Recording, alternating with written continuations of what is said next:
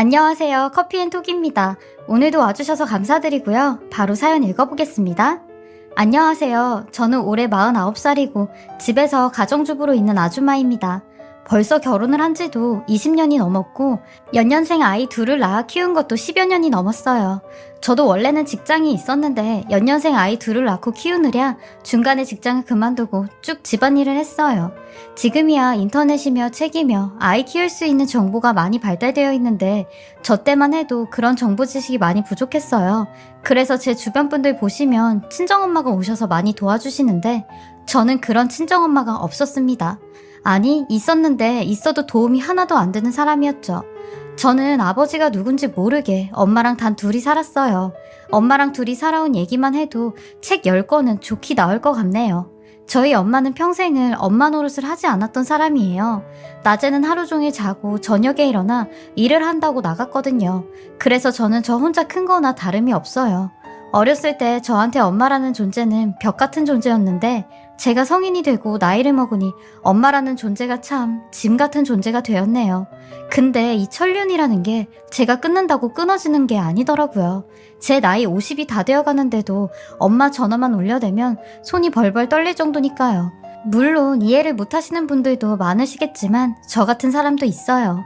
그렇게 저는 결혼을 하게 되었고 엄마한테 남편을 소개시켜주는 자리에서 파혼까지 당할 뻔했어요. 엄마는 남편을 보자마자 서슴없이 얘 데려가면서 나한테는 얼마 줄 거야? 여태까지 내가 얘 키우고 먹이고 입히고 했는데 그 값은 줘야지 않겠어? 아니 대충 얘한테 들었는데 그쪽 집안 좀 산다며. 그러면 데리고 가는 값을 내야지. 양심도 없이 입만 싹 닦으면 나도 얘 못 줘 하는데 어이가 없었습니다. 아니 자기가 나한테 해준 게 뭐라고 이딴 소리를 하는지 다 된 밥에 재를 뿌려도 유분수였어요. 왜냐면 제가 결혼할 남편네 집안은 아주 화목하고 괜찮은 집안이었거든요.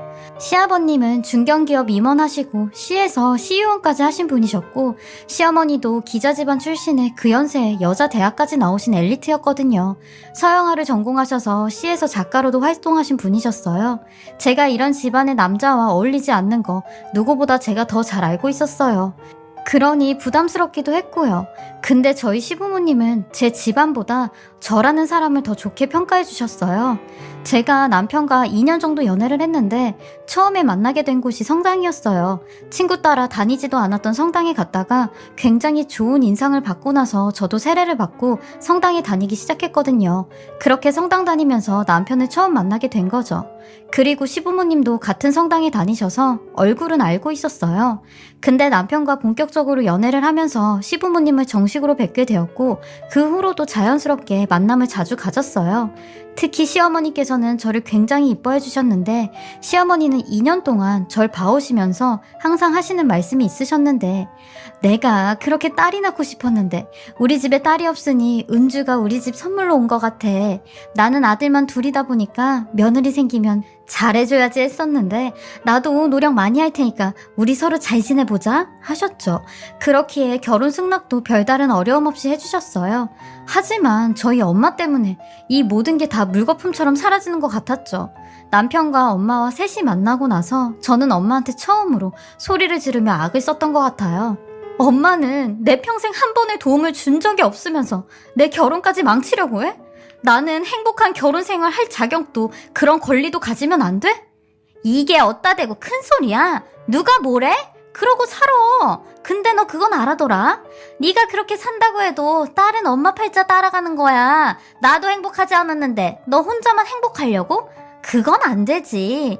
그리고 나는 너 키워준 값만 받는다 이거야. 내가 너 낳고 나서 내 인생이 얼마나 망가졌는지 알아? 그걸 돈으로 환산해봐라. 환산도 안 돼. 나도 너만 안 태어났으면 내 인생이 이렇게까지 되지도 않았어. 근데 결혼한다고 입 싹 닦으려고 해? 그건 말도 안 되지. 내가 네 인생 한번 망쳐줘봐? 결혼식에서 깽판 한번 쳐줘봐? 라며 어깃장을 놓는데 저는 제가 제 스스로를 포기하기로 마음을 먹고 남편한테 결혼은 못할 것 같다고 미안하다고 하며 이쯤에서 그만 정리를 하자고 했어요. 그러니 이 소식을 듣게 된 시어머니가 저희 집을 찾아오셨고 엄마 때문에 결혼을 안 하는 건 말이 안 된다며 저희 엄마를 설득하셨어요. 그런데도 저희 엄마는 아나무인이었죠. 무조건 얘 데리고 가려면 돈 내놔라 하는 시기였어요. 결국 시어머니께서 저희 엄마가 원하는 조건을 다 들어주셨고 어렵게 결혼을 하게 되었습니다. 근데 저희 엄마라는 인간은 제 결혼식 때도 오지도 않았습니다. 그러니 제 쪽 혼주석에는 아무도 없었고 시어머니가 대신 제 혼주석 자리에 앉아 계셨어요. 정말 저희 시어머니는 엄마라는 사람보다 더 엄마같이 절 생각해 주셨어요. 저 또한 시어머니의 이런 마음을 잘 알기에 부모라고 생각하고 정말 잘했습니다.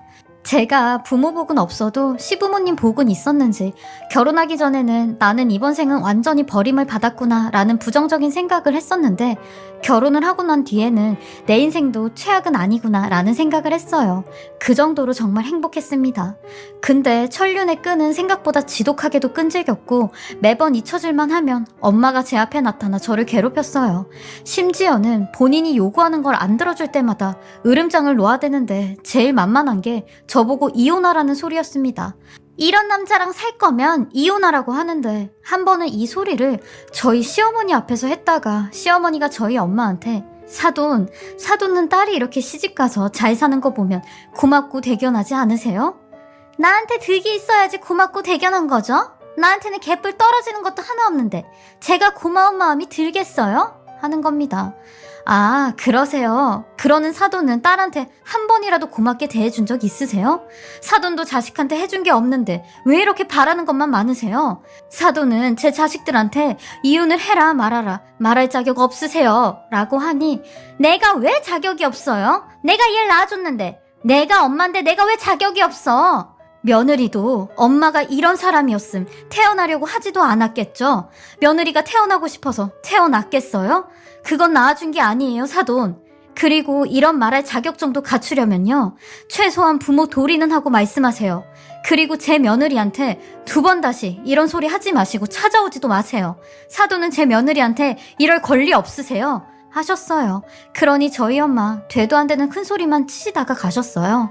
저는 시어머니한테 너무 죄송스럽고 감사하고 어머님 볼 면목이 없다고 말씀을 드리면서 어머님은 이런 제가 싫지도 않냐고 여쭤봤어요.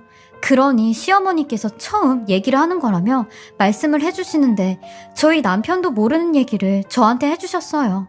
세상에 공주처럼 잘하셨을 줄 알았던 시어머니께서 양녀로 잘하셨대요. 시어머니의 본 부모님 두 분 다 병으로 돌아가시자마자 자식 없는 집에 양녀로 입양이 되었는데 입양된 집에서 그렇게 고생을 많이 하셨대요. 그러니 저한테서 본인 어릴 적 모습이 보였고 제가 너무 안쓰러워서 그렇게 잘해주셨다고 하시더라고요. 부모 없이 자란 서러움을 누구보다 더 잘 알기에 저한테 마음이 많이 갔다고 하시더라고요. 그렇게 결혼 생활 동안 시어머니는 엄마처럼 저를 챙겨주셨고 저도 이런 시어머니를 엄마라고 생각하고 정말 잘해드렸어요. 그리고 저는 친엄마랑 일절 연락도 안 하고 지냈는데 어떤 아저씨를 만나서 살림을 차렸다고 듣긴 했어요. 그러면서 저도 전화번호 바꾸고 아이 인연 끊고 살고 있죠. 어디서 사는지도 모르게 살고 있어요. 속은 시원하지만 언제 또 뭐 때문에 절 찾아올지 마음에 짐 하나를 가지고 항상 두려움 속에 살고 있긴 해요. 그리고 5년 전부터 예쁜 치매를 앓고 계신 시어머니를 모시고 살고 있어요. 시어머니께서는 실제로도 저를 본인 친딸이라고 생각하시고 우리 딸 힘들게 하면 안 된다며 치매에 걸리셨는데도 절 힘들게 하지 않으시죠. 그 정도로 저라는 존재가 시어머니한테 크게 자리를 잡고 있었나 봐요. 그동안 제가 시어머님께 받은 사랑을 이렇게나마 갚을 수 있어 다행이라고 생각을 해요. 그리고 시어머니께서 옛날부터 자주 저한테 하셨던 말씀이 하나 있는데 애미야, 너랑 나랑은 전생의 모녀지간이었나 보다 라는 말이 있어요.